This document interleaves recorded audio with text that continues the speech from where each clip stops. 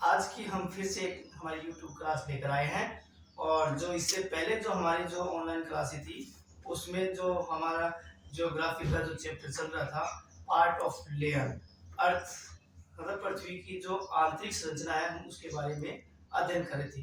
तो इससे पहले हमने जो है पृथ्वी को 3 परतों के अंदर डिवाइड किया गया है और उसमें से जो 2 परतें हैं उनके बारे में हम अध्ययन कर चुके हैं। जैसे कि पृथ्वी का देखो हमने प्रतिरूप बनाकर एक बार समझाया था और अब फिर से मैं एक बार उसको प्रतिरूप तैयार कर देता हूँ। ये है पृथ्वी का प्रतिरूप। तो ये बाहर की जो हमने जो इस ग्लोब के रूप में प्रतिरूप के रूप में ये जो रेखा खींची है काल्पनिक तौर पर, इसके बारे में अपन जो है ये पहली परत है पृथ्वी की, पहली परत है पृथ्वी की, जिसको हमने नाम दिया था भूपट्टी। भूपट्टी ये अपन पढ़ चुके हैं पहले से, लेकिन थोड़ा सा पीछे की क्लास को आगे की क्लास में जोड़ने के लिए थोड़ा चलते हैं और अध्ययन करते हैं आगे से।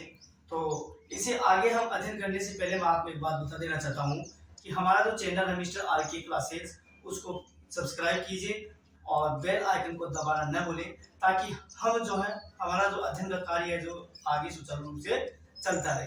तो इसलिए जो है हमारा जो चैनल है मिस्टर आर के वर्मा आर के क्लासेस, उसको सब्सक्राइब करें और बेल आइकन दबाना न भूलें। तो चलते हैं, अब आगे हम अध्ययन करते हैं। तो देखो ये जो है हमारी जो पहली परत जो है हमने पढ़ी थी, जो भूपट्टी के रूप में पृथ्वी का धरातल, जिस पर मनुष्य का जीवन या सभी समस्त प्राणियों का जीवन जो है चलता है, या समस्त प्राणी यहाँ पर निवास करते हैं। इसके बाद में हम जो है पृथ्वी की आंतरिक जो संरचना है उसके अंदर दूसरा जो पार्ट है लेयर का, परत का, उसके बारे में अध्ययन किया था। और वो ये है दूसरा पार्ट, इस तरह से अपन ने बनाया था।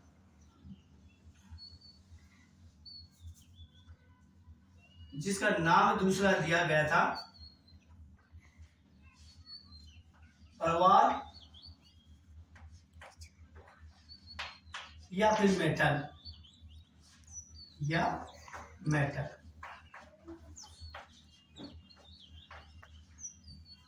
मेटल ये हमने पढ़ लिया थी इससे पहले की क्लासेस में। आज हम जो है पृथ्वी की आंतरिक संरचना में तीसरी परत के बारे में पढ़ेंगे, जिसका नाम हमने आपको पहले बता दिया था। ये 2 परतें हमारी हो चुकी थी।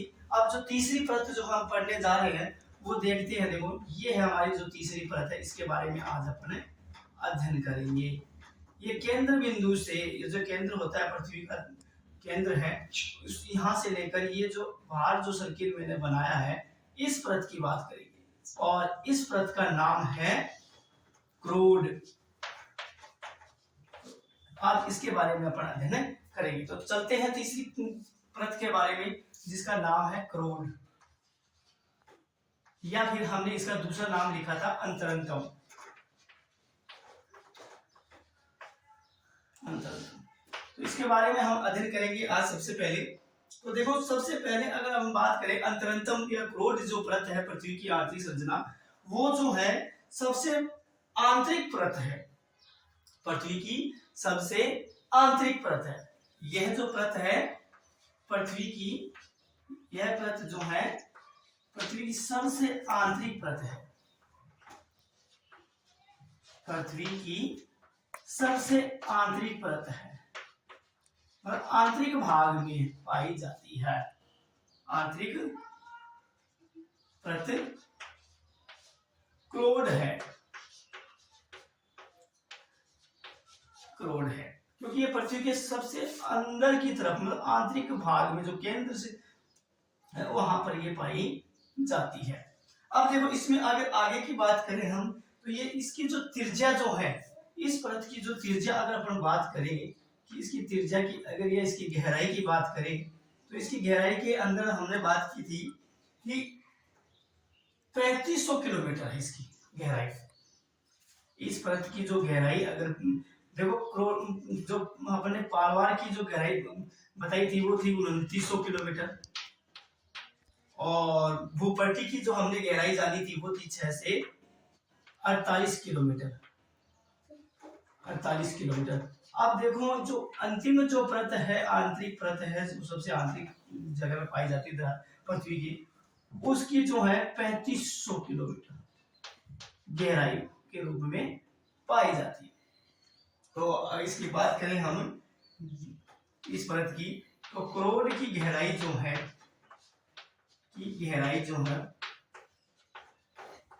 वो है 3500 किलोमीटर पाई जाती है,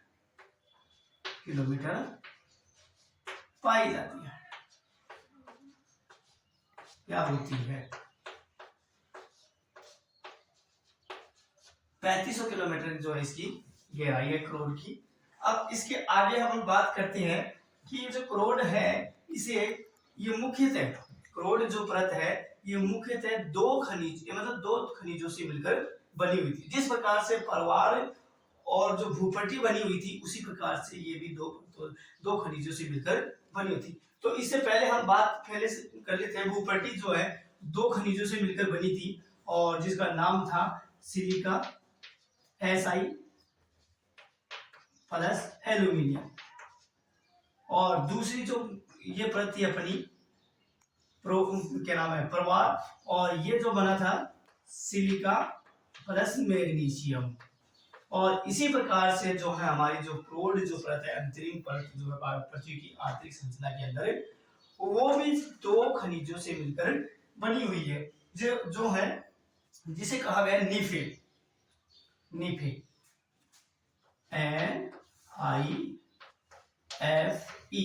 नीफे। देखो नीफे का मतलब क्या होता है, देखो मैं समझा देता हूं। नीफे दो खनिजों से मिलकर बनी है। इसमें दो प्रकार के खनिज पाए जाते हैं। नी का मतलब है निकिल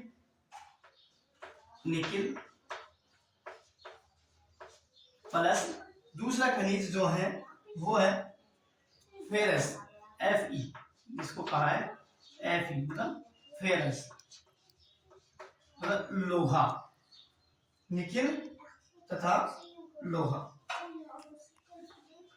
निकिल या इसका दूसरा नाम जो है वो है लोहा, निकिल और लोहा मतलब नीफे। इसका कर देते हैं Ni और ये है Fe नीफे। तो इस तरह से ये दोनों प्लस करते हैं तो नीफे बन जाता है। मतलब दो खनिज के रूप में ये आंतरिक संरचना जो तीसरी है परत जो है पृथ्वी की, वो है क्रोड, वो बनी हुई है, या इसमें दो खनिज से इसकी उत्पत्ति होती है, जो निकिल एवं फेरस। इस तरह इसको नाम जो रखा गया तीसरी परत का वो है नीफे के नाम से भी इसको जाना जाता है, पृथ्वी की तीसरी परत को। अब आगे चलते हैं। इसी के अंदर जिस प्रकार से मेटल या अंतरतम सीमा को, देखो जिस प्रकार से बताया गया था कि ये भूपट्टी की आंतरिक सीमा और ये परवार की जो आंतरिक, इसके बीच में एक असमानता जो उत्पन्न हुई थी या बनी थी, विकसित हुई थी, जिसका नाम हमने जाना था मोह असमानता पढ़ा था हमने। उसी प्रकार से इन दोनों परतों के बीच में भी एक असमानता जो है विकसित होती है। किन दो के बीच में? मेटल और अंतरतम सीमा। जैसे कि देखो मेटल की तो ये बाहर की, ये मेटल की तो ये, और क्रोड की तो है ये आंतरिक। यहां पर भी एक जो देखो इधर से समझाते हैं, ये तो है मेटल की और ये है अंतरतम। यहां पर भी एक असमानता पाई जाती है या विकसित होती है, जिसका नाम है गुटेनबर्ग नाम की असमानता विकसित होती है। असमानता का नाम इसीलिए गुटेनबर्ग रखा गया। मेटल और अंतरतम सीमा के बीच में भी एक असमानता विकसित हुई, जिसका नाम क्या है? गुटेनबर्ग। इसके बीच में रखी गई है मेटल एवं क्रोड या फिर अंतरतम सीमा में भी एक असमानता विकसित होती है। होती है, जिसका नाम क्या है, गुटेनबर्ग या गुटेनबर्ग के नाम से उसको जाना जाता है। अब देखो बात करते हैं हम इस सीमा के सहारे की, तो इसमें से देखो घनत्वों में अत्यधिक परिवर्तन पाए जाते हैं। क्या बात कर रहे हैं कि ये जो नीफे जो है या फिर क्रोड जो है, इसके अंदर घनत्वों में सबसे ज्यादा अत्यधिक जो है परिवर्तन मिलती है। घनत्वों में क्या पाए जाते हैं, इसका घनत्व जो है वो परिवर्तनशील है, इसका घनत्व जो है वो अत्यधिक परिवर्तनशील बताया गया, क्योंकि इसमें काफी जो है घनत्वों में बदलाव आती है। और इस प्रकार से अगर देखा जाए तो इस परत का मतलब क्रोड का घनत्व और तापमान दोनों की बात करें तो सबसे अधिक होता है। इस परत का घनत्व एवं तापमान सबसे अधिक होता है, तापमान सबसे अधिक होता है। इससे पहले हमने पढ़ा था कि पृथ्वी की जैसे जैसे गहराई में जाएंगे, पृथ्वी के आंतरिक भाग का जो है तापमान जो सबसे अधिक होता है, या तापमान जो सबसे अधिक पाया जाता है। इसलिए कहा गया है कि इस परत में घनत्व और तापमान भी सबसे अधिक होता है। जैसे जैसे पृथ्वी के आंतरिक भाग में अपन जाते हैं, अंदर क्रोड की तरफ बढ़ते हैं, तो तापमान घनत्व दोनों में जो है बढ़ोतरी देखने को मिलती है। और इस कारण से इस परत में अत्यधिक घनत्व के कारण इस परत में अत्यधिक जो है दबाव आ जाता है। घनत्व और तापमान अधिक होने की वजह से इसमें जो है दबाव की मात्रा भी अत्यधिक हो जाती है। इसलिए इसमें जो है दबाव भी जो है वो क्या हो जाता है, अत्यधिक हो जाता है, दबाव भी अधिक पाया जाता है, अधिक पाया जाता है। अब आगे चलते हैं इसी के अंदर। अत्यधिक दबाव होने के कारण पृथ्वी में चुंबकीय शक्ति का होना लोहे की अधिकता के कारण ही पाया जाता है। तीसरी बात, अगली बात देखो इसमें क्या बताया गया कि दबाव अत्यधिक होने के कारण और इसमें लोहे की मात्रा ज्यादा होने के कारण, किसकी मात्रा, देखो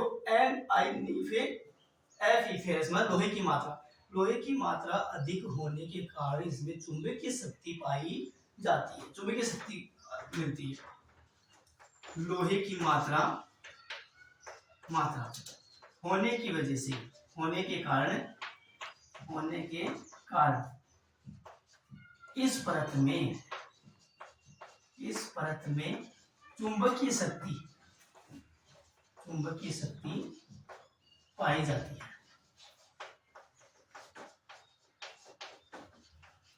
क्योंकि थर्ड जो लेयर जो हम पढ़ रहे हैं, क्रोड या फिर अंतरतम, इसमें दो प्रकार के खनिज पाए जाते हैं, निकिल और लोहा या फेरस जिसको नाम दिया गया है। तो लोहे की मात्रा अत्यधिक होने के कारण ये जो है इसमें जो चुंबकीय, लोहा जो है चुंबक की तरह आकर्षित होता है, मतलब खींचता है।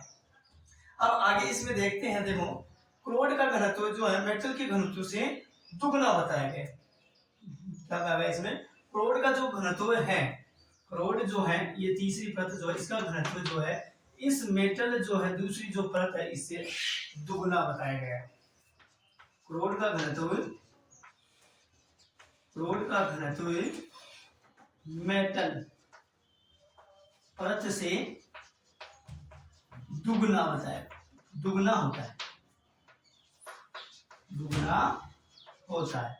घनत्व की अगर बात की जाए तो मेटल जो परत है, द्वितीय परत जो है पारावार पृथ्वी की आंतरिक संरचना है, उससे ज्यादा जो दुगना घनत्व किसका होता है, क्रोड का होता है। अब आगे चलते हैं, जिस प्रकार से दो तरंगे जो प्रवाहित हो रही थी पारावार या फिर भूपट्टी के अंदर, पी और एस मतलब ठोस तरंगे के रूप में उसमें प्रवाहित होती थी, ठोस भाग था, तो इसमें दो तरंगे जो है प्रवाहित हो रही थी, पी और एस, और सेकेंडरी परत में भी पी और एस, मतलब दूसरी परत में पी एस तरंगे प्रवाहित हुई थी। इसी प्रकार जो तीसरी जो परत है अंतरतम क्रोड, उसमें भी जो है तरंगे जो है विकसित होती है। उसमें देखो पी तरंगों की गति जो है इसमें अचानक से वृद्धि हो जाती है। क्या कहा गया है, तीसरी जो परत है इसमें जो पी तरंगे जो होती हैं, प्राइमरी तरंगे जो होती है, उसकी गति जो अचानक से बढ़ जाती है। जो कितनी अच्छी बात है कि इस परत में पी तरंग जो है उनकी गति जो है, तरंगों की गति जो है अचानक से वृद्धि हो जाती है। पी तरंगों की गति जो अचानक बढ़ जाती है तीसरी परत के अंदर, क्रोड के अंदर। और पृथ्वी की जो है, अगर अंतरिम जो बात करें हम पृथ्वी की आंतरिक संरचना के अंदर अगर बात की जाए, तो इसमें जो है कई प्रकार के जो है 2 साधनों का प्रयोग किया गया है। इसके अंदर 2 प्रकार के साधनों के बारे में पढ़ेंगे हम इसके बाद में, कि जो पृथ्वी की आंतरिक संरचना है मुख्यतः उसको 3 भागों में डिवाइड किया गया था। पहली परत जो थी भूपटि, दूसरी परत थी पार्वा सॉरी मेटल, और तीसरी थी क्रोड, जो हमने विस्तार से पढ़ी है।